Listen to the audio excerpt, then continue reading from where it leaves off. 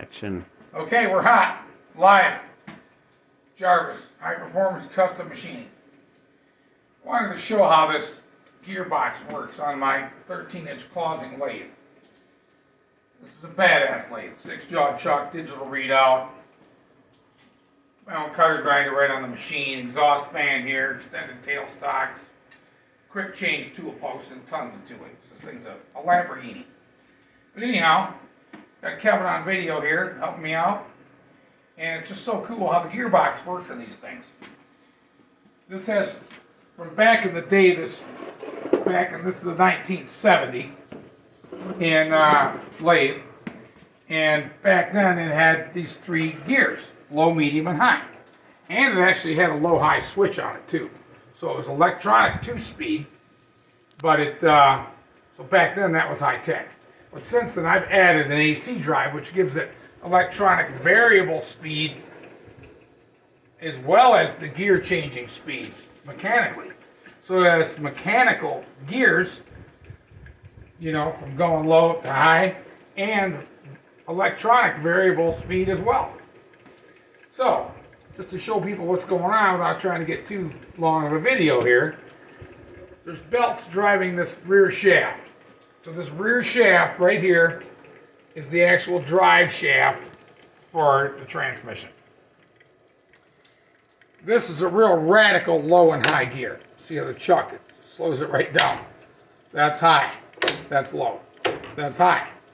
This one's in low. This is high. This is low. This is a real radical low-high right here. And this is kind of a mild low-high, mid-range I mean. And then this is a really mild low-high. This is in low, and that's high. So this changes it a little, this changes it a little bit more, and this changes it a lot. So right now, this is in high, high, and high. Now this thing will go $2,000, but I can't speed it up very quick. I'll be throwing oil everywhere. Problem with it being in real high, if you're not turning something real small, is there's no torque. You can slow it down and stop with your hand. So just about all the jobs I do are right here, with the mid-range kicked down into low. And this does just about everything I need to do. Because you still got your variable speed. I'll speed it up to center drill, I'll slow it down to drill, then I'll slow it down even more to drill and tap. But I wanted to show how the gearing works. Come on back over here, Kevin. Can you look right down in here? And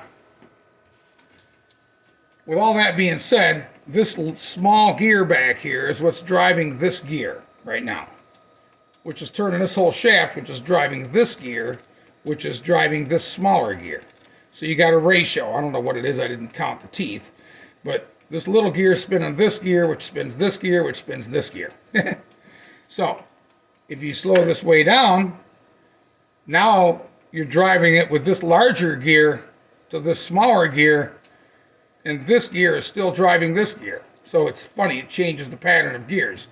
Then you kick the mid-range over, and instead of using this for a drive gear, you're using this one for a drive gear, which turns this, and you're still driving this smaller gear. Now when you change the slower one up front here, that changes the RPM just a little bit. This is high, this slows it down a little bit more, because now instead of driving on the smaller gear, we're driving on the larger gear. So it's funny to see how all these work, how cool it really is. So you got high there, low there, and high there. So pretty much I do everything in that RPM. And then this would be creeper. If you put them all in low, this is creeper.